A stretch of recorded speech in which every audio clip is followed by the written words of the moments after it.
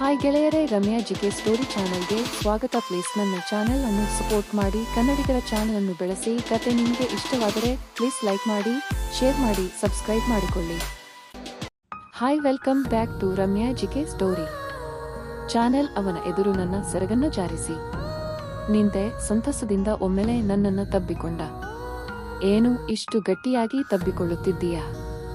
ಬನ್ನಿ ಕತೆಗೆ ಹೋಗೋಣ. ನನ್ನ ಹೆಸರು. ನನಗೆ 28 ವರ್ಷ. ನನಗೆ ಮದುವೆಯಾಗಿ 5 ವರ್ಷಗಳಿಂದ ಮಕ್ಕಳಾಗಿರಲಿಲ್ಲ. ನನ್ನ ಗಂಡ ಒಬ್ಬ ಡಾಕ್ಟರ್. ನನ್ನ ಗಂಡನ ಹೆಸರು ಮಾಧವ್. ಕೆಲಸದ ವಿಷಯದಲ್ಲಿ ಅವರು ತುಂಬಾನೇ ಸ್ಟ್ರಿಕ್ಟ್. ನಮ್ಮಲ್ಲಿ 2 ಆಸ್ಪತ್ರೆಗಳಿವೆ. ಅವೆರಡನ್ನೂ ನನ್ನ ಗಂಡನೇ ನೋಡಿಕೊಳ್ಳುತ್ತಾರೆ. ಅವರ ಜೊತೆಯಲ್ಲಿ ಇನ್ನಿಬ್ಬರು ಡಾಕ್ಟರ್ ಸೇರಿಕೊಂಡಿದ್ದಾರೆ. ನನ್ನ ಗಂಡ ಹೆಚ್ಚಿನ ಸಮಯವನ್ನು ಆಸ್ಪತ್ರೆಯಲ್ಲಿ ಕಳೆಯುತ್ತಾರೆ. ಒಮ್ಮೊಮ್ಮೆ ತಡರಾತ್ರಿಯಾದರೂ ಮನೆಗೆ ಬರುವುದಿಲ್ಲ. ವೈದ್ಯರು ಎಷ್ಟು ಬಿಸಿ ಇರ್ತಾರೆ ಅಂತ ನಿಮ್ಗೆಲ್ಲ ಗೊತ್ತೇ ಇದೆ ಅಲ್ವಾ? ಬೆಂಗಳೂರಿನ ಅಪಾರ್ಟ್ಮೆಂಟ್ ಒಂದರಲ್ಲಿ ನಾವು ಉಳಿದುಕೊಂಡಿದ್ದೇವೆ. ನನ್ನ ಗಂಡ ನನ್ನನ್ನು ಚೆನ್ನಾಗಿ ನೋಡಿಕೊಳ್ಳುತ್ತಾರೆ. ನಾನು ಕೇಳಿದ್ದನ್ನೆಲ್ಲ ಕೊಡಿಸುತ್ತಾರೆ. ಆದರೆ ಅವರಿಗೆ ನನ್ನ ಮೇಲೆ ಪ್ರೀತಿಯನ್ನು ತೋರಿಸಲು ಸಮಯವಿಲ್ಲ. ನಾನು ಯಾವುದೇ ಕೆಲಸವನ್ನು ಮಾಡುವುದಿಲ್ಲ. ಎಲ್ಲ ಕೆಲಸ ಮಾಡಲು ಒಬ್ಬ ಕೆಲಸಗಾರನನ್ನು ನೇಮಿಸಿಕೊಂಡಿದ್ದೇನೆ. ಅವನ ಹೆಸರು ವಾಸು. ನನ್ನ ಗಂಡನ ಸ್ನೇಹಿತರೊಬ್ಬರಿಗೆ ಪರಿಚಯ ಇರುವ ಹುಡುಗ ಅವನು. ವಾಸು ನೋಡುವುದಕ್ಕೆ ಎತ್ತರವಾಗಿ ಆಕರ್ಷಕವಾಗಿದ್ದಾನೆ. ಅಷ್ಟೇ ಅಲ್ಲ, ಚೆನ್ನಾಗಿ ಮಾತನಾಡುತ್ತಾನೆ. ನಾನು ಏನು ಕೆಲಸ ಹೇಳಿದರು ಬಂದೆ ಮೇಡಮ್ ಅಂತ ಬೇಗ ಮಾಡಿ ಮುಗಿಸುತ್ತಾನೆ. ಅವನ ಜೊತೆ ಮಾತನಾಡುತ್ತಾ ಕುಳಿತಾಗ ನನಗೆ ಒಳ್ಳೆ ಟೈಮ್ ಪಾಸ್ ಆಗುತ್ತದೆ. ಏನು ಕೆಲಸವಿಲ್ಲದಿದ್ದಾಗ ನಾವಿಬ್ಬರು ಪೇಪರ್ ಓದುತ್ತಾ ಅಥವಾ ಟಿವಿ ನೋಡುತ್ತಾ ಟೈಮ್ ಪಾಸ್ ಮಾಡುತ್ತೇವೆ. ಮೊದಲು ಬೇರೆ ಕೆಲಸದವಳೊಬ್ಬಳು ಬರುತ್ತಿದ್ದಳು. ಅವಳು ಆಗಾಗ ರಜೆ ಹಾಕುತ್ತಿದ್ದು ಮನೆಯ ಕೆಲಸವೆಲ್ಲ ಉಳಿದೆ ಹೋಗುತ್ತಿತ್ತು. ಆಮೇಲೆ ನಾನು ಕುಳಿತುಕೊಂಡು ಎಲ್ಲವನ್ನೂ ಮುಗಿಸಬೇಕಾಗಿತ್ತು.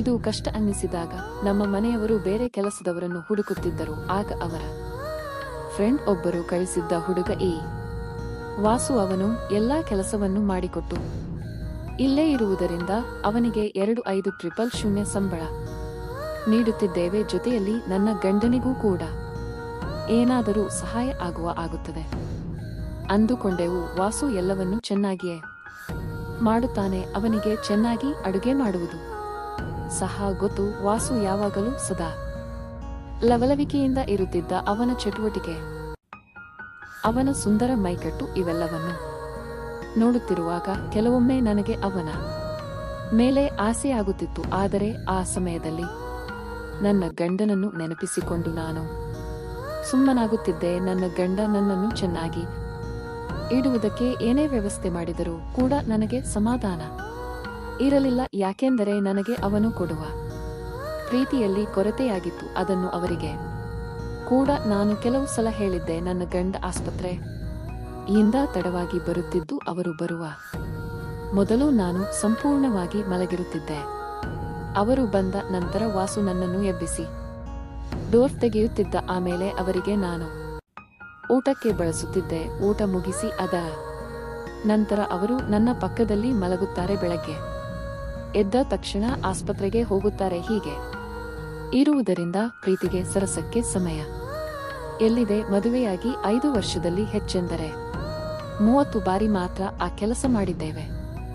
ಭಾನುವಾರವೂ ಸಹ ಆಸ್ಪತ್ರೆಗೆ ಹೋಗಿ ಬರುತ್ತಿದ್ದರು. ನಾನು ಅವರನ್ನು ತಬ್ಬಿ ಮಲಗಿಕೊಂಡಾಗ ಆಗೊಮ್ಮೆ ಈಗೊಮ್ಮೆ ನನ್ನ ಇಷ್ಟಾರ್ಥಗಳನ್ನು ಪೂರೈಸಲು ಆ ಕೆಲಸವನ್ನು ಮಾಡುತ್ತಿದ್ದರು. ಈ ರೀತಿಯಾಗಿ ನಮ್ಮ ದಿನಗಳು ಕಳೆಯುತ್ತಿತ್ತು. ನಾನು ನನ್ನ ಗಂಡನಿಗೆ ಇದು ತುಂಬಾ ಕಷ್ಟ ಎಂದು ಹೇಳಿದೆ.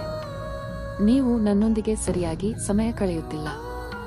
ಒಂದು ವಾರ ಎಲ್ಲಾದರೂ ಪ್ರವಾಸಕ್ಕೆ ಹೋಗೋಣ ಎಂದು ಕೇಳಿದೆ. ಈಗ ನನಗೆ ಸಾಕಷ್ಟು ಪೇಷಂಟ್ ಗಳಿದ್ದಾರೆ. ಹಾಗಾಗಿ ಅದು ಈಗ ಸಾಧ್ಯವಿಲ್ಲ. ಸ್ವಲ್ಪ ದಿನ ಕಳೆಯಲಿ. ಪೇಷಂಟ್ ಕಡಿಮೆಯಾದ ಸಮಯದಲ್ಲಿ ನೋಡೋಣ ಅಂದರು. ನನ್ನ ಗಂಡನಲ್ಲಿ ನಾನು ಹೇಳಿದ ಮೊದಲ ಆಸೆ ಅದಾಗಿತ್ತು. ಅದನ್ನು ಕೂಡ ಅವರು ಪರಿಗಣಿಸದೆ ತುಂಬಾ ಲೈಟಾಗಿ ತೆಗೆದುಕೊಂಡರು. ಅದರಿಂದ ನನ್ನ ಮನಸ್ಸಿಗೆ ತುಂಬಾ ಬೇಸರವಾಯಿತು. ನನ್ನ ಜೀವನ ಯಾವಾಗಲೂ ಹೀಗೆಯೇ ಇರುತ್ತದೋ ಎಂಬ ಭಯ ಕಾಡುತ್ತಿತ್ತು. ಒಂದು ದಿನ ನಾನು ಟಿವಿ ನೋಡುತ್ತಿದ್ದೆ. ಮನೆ ಕೆಲಸವನ್ನೆಲ್ಲ ಮುಗಿಸಿ ವಾಸು ಕೂಡ ಟಿವಿ ನೋಡಲು ಬಂದ. ಮನೆಯ ಕೆಲಸ ಎಲ್ಲ ಆಯ್ತಾ ವಾಸು ಅಂತ ಕೇಳಿದೆ. ಹೌದು ಮೇಡಮ್, ಎಲ್ಲ ಮುಗಿಸಿ ಬಂದೆ ಅಂದ. ಟಿವಿಯಲ್ಲಿ ಲವ್ ಸೀನ್ ಬರ್ತಾ ಇತ್ತು.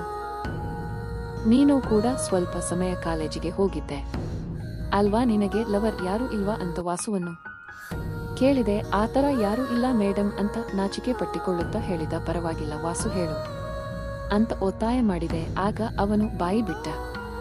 ಇದ್ದಾಳೆ ಮೇಡಮ್, ಅವಳ ಹೆಸರು ಶೀಲಾ. ಹೌದಾ? ನೈಸ್, ಚೆನ್ನಾಗಿದ್ದಾಳ ನೋಡೋಕೆ ಅಂತ ಕೇಳಿದೆ. ಹೌದು ಮೇಡಮ್, ಚೆನ್ನಾಗಿದ್ದಾಳೆ ಅಂದ. ಅವಳು ನೋಡೋಕೆ ನನ್ನಷ್ಟು ಸುಂದರವಾಗಿ ಕಾಣಿಸ್ತಾಳ ಅಂತ ಕೇಳಿದೆ. ಇಲ್ಲ ಮೇಡಮ್, ಅವಳಿಗೆ ಅಷ್ಟು ಸೀನ್ ಎಲ್ಲ ಇಲ್ಲ. ಶೀಲಾ ಹಳ್ಳಿಯ ಹುಡುಗಿ, ಅವಳು ಅಷ್ಟು ಸುಂದರವಾಗಿ ಇಲ್ಲ ಅಂದ. ಹಳ್ಳಿಯ ಹುಡುಗಿಯರೇ ಹೆಚ್ಚು ಸುಂದರವಾಗಿರುತ್ತಾರೆ ಕಣೋ ಅಂದೆ. ಅವರು ಜಾಸ್ತಿ ಕೆಲಸ ಮಾಡಿ ಸ್ವಲ್ಪ ಕಪ್ಪಾಗಿ ಕಾಣುತ್ತಾರೆ ಮೇಡಮ್, ನೀವು ನೋಡಿ ಎಷ್ಟು ತೆಳ್ಳಗಾಗಿ ಇದ್ದೀರಾ ಅಂದ. ಬರೀ ತೆಳ್ಳಗಾಗಿದ್ದರೆ ಸಾಕ? ಒಳ್ಳೆಯ ಮನಸ್ಸಿನವರು ಬೇಡ್ವಾ ನಿನಗೆ ಅಂತ ಕೇಳಿದೆ. ಮನಸ್ಸು ಹೇಗೆ ಇದ್ದರೆ ಏನು ಮೇಡಮ್? ಅದೇನು ನಮ್ಮ ಆಸೆ ತೀರಿಸುತ್ತಾ ನೋಡಲು ಅಂದವಾಗಿದ್ದರೆ ಮಾತ್ರ ಅಲ್ವಾ ಮೇಡಮ್ ಮನಸ್ಸು ಇಷ್ಟಪಡುವುದು ಅಂದ. ಓಹೋ ವಾಸು, ನಿನಗೆ ತುಂಬಾ ವಿಷಯ ಗೊತ್ತಿದೆ. ಹಾಗಾದ್ರೆ ಏನಾಯ್ತು ನಿನ್ನ ಲವ್ ಸ್ಟೋರಿ? ಎಲ್ಲಿಯವರೆಗೂ ಬಂತು ಅಂತ ಕೇಳಿದೆ. ಕಾಲೇಜಿನಲ್ಲಿ ಇರುವಾಗ ಚೆನ್ನಾಗಿ ಎಂಜಾಯ್ ಮಾಡಿದ್ದೆವು.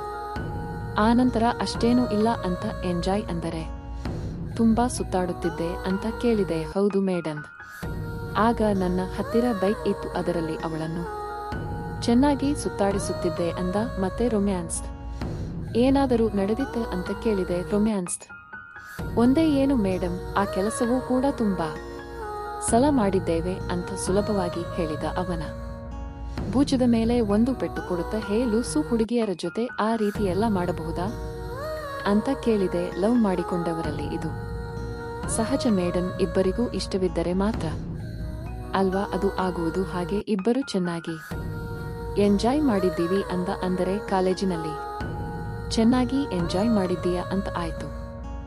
ಫ್ರೀಜರ್ ಅಲ್ಲಿ ಕೂಲ್ ಡ್ರಿಂಕ್ಸ್ ಇದೆ, ಒಂದು ಗ್ಲಾಸ್ ಗೆ ಹಾಕಿ ತೆಗೆದುಕೊಂಡು ಬಾ ವಾಸು ಅಂದೆ. ವಾಸು ಜ್ಯೂಸ್ ತರಲು ಒಳಗಡೆ ಹೋದ. ನಾನು ಸೋಫಾ ಮೇಲೆ ಕುಳಿತು ಟಿವಿ ನೋಡ್ತಾ ಕುಳಿತೆ. ಒಂದು ಟ್ರೇಯಲ್ಲಿ ಗ್ಲಾಸ್ ಇಟ್ಟುಕೊಂಡು ವಾಸು ಬಂದ. ಜ್ಯೂಸ್ ತಗೊಳ್ಳಿ ಮೇಡಮ್ ಅಂದ.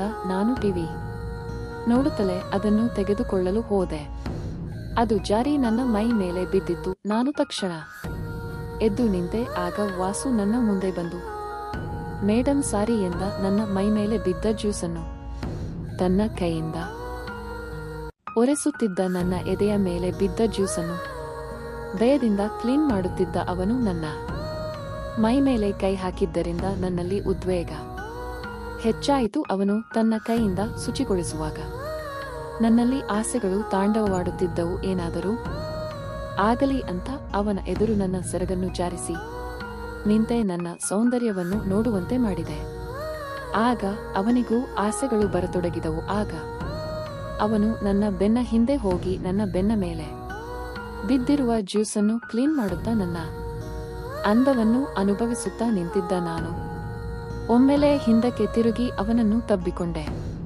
ನಿನ್ನ ಲವರ್ಗೆ ಮಾಡಿದಂತೆ ನನ್ನ ಮಾಡು ಅಂತ ಕೇಳಿದೆ. ಅದನ್ನು ಕೇಳಿ ಸಂತೋಷದಿಂದ ಒಮ್ಮೆಲೆ ನನ್ನನ್ನು ತಬ್ಬಿಕೊಂಡ. ಏನೋ ಇಷ್ಟು ಗಟ್ಟಿಯಾಗಿ ತಬ್ಬಿಕೊಳ್ಳುತ್ತಿದ್ದೀಯಾ ಅಂತ ಕೇಳಿದೆ. ನಾನು ಇಲ್ಲಿಗೆ ಬಂದ ದಿನದಿಂದ ಇಂತಹ ದಿನಕ್ಕಾಗಿ ಕಾಯುತ್ತಿದ್ದೆ ಮೇಡಮ್ ಇಂತಹ ಅಂದ. ಕಣ್ಣ ಮುಂದೆ ಇರುವಾಗ ಏನು ಮಾಡೋಕೆ ಆಗ್ತಿಲ್ಲವಲ್ಲ ಅಂತ ಯೋಚನೆ ಮಾಡುತ್ತಿದ್ದೆ. ಈಗ ನೀವಾಗೆ ಆ ಕೆಲಸಕ್ಕೆ ತಡೆಯುತ್ತಿದ್ದಾರೆ, ನನ್ನ ಉತ್ಸಾಹ ತಡೆಯೋಕೆ ಆಗುತ್ತಿಲ್ಲ ಅಂದ. ಅಯ್ಯೋ, ಇಷ್ಟೆಲ್ಲ ಲೆಕ್ಕ ಹಾಕಿದ್ದೀಯಾ? ಈಗ ನಿನ್ನ ಎದುರಿಗೆ ಇದ್ದೇನಲ್ಲ, ಅದೇನು ಪೌರುಷ ತೋರಿಸ್ತೀಯೋ ನೋಡೋಣ ಅಂದೆ. ನೀವು ನೋಡ್ತಾ ಇರಿ ಮೇಡಮ್, ನಿಮಗೆ ನಾನು ಇಷ್ಟಪಡಿಸಿಲ್ಲ ಅಂದ್ರೆ ನಾನು ವಾಸುನೇ ಅಲ್ಲ ಅಂತ ಶಪಥ ಮಾಡಿದ. ಅವನ ಮಾತು ಕೇಳಿ ಮನಸ್ಸಿಗೆ ಏನೋ ಆನಂದವಾಯಿತು. ಬೆಡ್ರೂಮಿಗೆ ಹೋಗಿ ಎಸಿ ಆನ್ ಮಾಡಿದೆ. ಅವನು ಶಪಥ ಮಾಡಿದಂತೆಯೇ ನನ್ನನ್ನು ಎಲ್ಲ ರೀತಿ ಸುಖಪಡಿಸಿದನು. ತುಂಬಾ ಹಸಿದಿರುವನವನಿಗೆ ಬಿರಿಯಾನಿ ಸಿಕ್ಕಿದಂತಾಗಿತ್ತು. ನನ್ನ ಸ್ಥಿತಿ ಎಲ್ಲ ಆಸೆಗಳನ್ನು ಒಮ್ಮೆಲೆ ತೀರಿಸಿಕೊಂಡೆ. ಅವನ ಆಸೆಗಳ ಜೊತೆಗೆ ನನ್ನ ಆಸೆಯು ಸಂಪೂರ್ಣವಾಗಿತ್ತು. ಅಂದಿನಿಂದ ಆ ಕೆಲಸಕ್ಕಾಗಿ ನನ್ನ ಗಂಡನನ್ನು ಹೇಳುವ ಅಗತ್ಯವೇ ಬರಲಿಲ್ಲ. ನನ್ನ ಮನೆಯ ಕೆಲಸಗಳ ಜೊತೆಗೆ ನನ್ನ ಅಗತ್ಯಗಳನ್ನೆಲ್ಲ ವಾಸು ನೋಡಿಕೊಳ್ಳುತ್ತಾನೆ. ಈ ರೀತಿ ನನ್ನ ಜೀವನದಲ್ಲಿ ಈಗ ಎಲ್ಲವೂ ಸರಿಯಾಗಿ ನಡೆಯುತ್ತಿದೆ. ಈ ಕತೆ ಇಷ್ಟವಾಗಿದ್ದರೆ ಲೈಕ್, ಶೇರ್ ಮಾಡೋದನ್ನ ಮರಿಬೇಡಿ, ಇಂತಹ ಇನ್ನಷ್ಟು ಇಂಟ್ರೆಸ್ಟಿಂಗ್ ಕತೆಗಳಿಗಾಗಿ ನನ್ನ ಚಾನೆಲ್ನ ಸಬ್ಸ್ಕ್ರೈಬ್ ಮಾಡಿಕೊಳ್ಳಿ.